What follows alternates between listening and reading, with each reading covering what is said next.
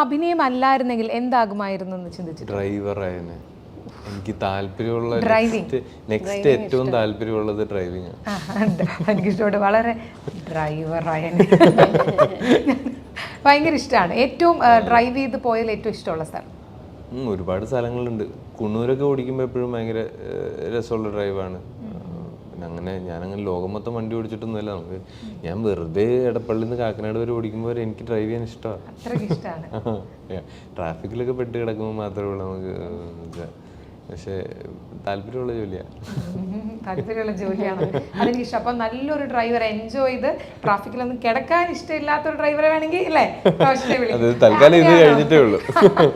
അങ്ങനെയാണോ ദർശന? കൂടെ പോകുമ്പോൾ ഭയങ്കര സമാധാനമാണ് ഇതിൻ്റെ വണ്ടിയിലിരിക്കാൻ. അവൻ ഓടിക്കുമ്പോൾ ബഹളമൊന്നുമില്ല.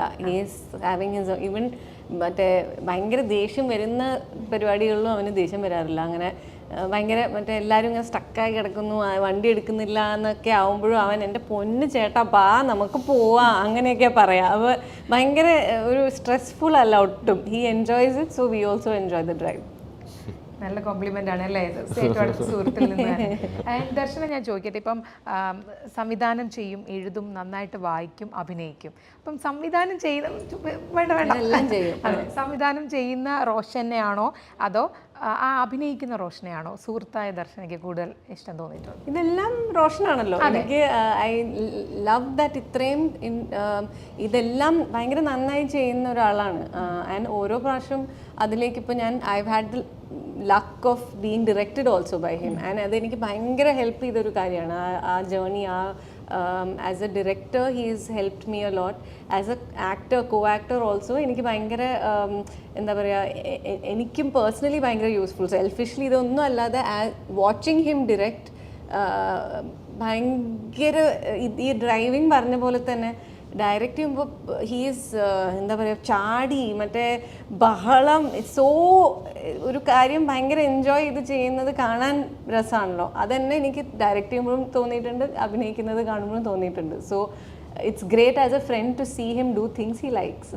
ഇപ്പം ഈ ഏറ്റവും അടുത്ത സുഹൃത്തുക്കളാകുമ്പോൾ നമുക്ക് അഭിനയിക്കുമ്പോൾ ഒരു ഗിവ് ആൻഡ് ടേക്ക് അങ്ങനത്തെ ഒരു കാര്യം നടക്കാറുണ്ടോ നിങ്ങളുടെ ഇടയിൽ? എപ്പോഴും അതെ. ഇത് ഐ തിങ്ക് എല്ലാ ആക്ടേഴ്സുമായിട്ടും മനസ്സിലാവുമായിരിക്കും മറ്റേയാൾ എന്തായിരിക്കും ഒരു നമുക്ക് നേരത്തെ ഒരു കംഫർട്ടബിൾ ഇക്വേഷൻ ഉള്ള ഒരാളായതിന്റെ എല്ലാ കംഫർട്ടും ഒരു സീൻ ചെയ്യുമ്പോഴും ഫീൽ ചെയ്യാറുണ്ട്. ഡെഫിനറ്റ്ലി ഗിവ് ആൻഡ് ടേക്ക് പിന്നെ ഏത് നല്ല ആക്ടേഴ്സ് ആണെങ്കിലും, അതെ ആക്ടേഴ്സ് ആണെങ്കിൽ അതുണ്ടാവും. ഇപ്പം രണ്ടുപേരുടെ ഞാൻ എന്താ പറയുക കോമൺ ആയിട്ട് ചോദിക്കുന്നത്, ഇവരിൽ എനിക്ക് എപ്പോഴും തോന്നിയത് രണ്ടുപേർക്കും വേണ്ടി ക്വസ്റ്റ്യൻ എഴുതാമെന്ന് വിചാരിച്ചപ്പോൾ രണ്ടുപേരോട് കോമൺ ആയിട്ട് ചോദിക്കാൻ പറ്റുന്ന ഒരുപാട് കാര്യങ്ങളുണ്ടെന്ന് തോന്നിയില്ലേ?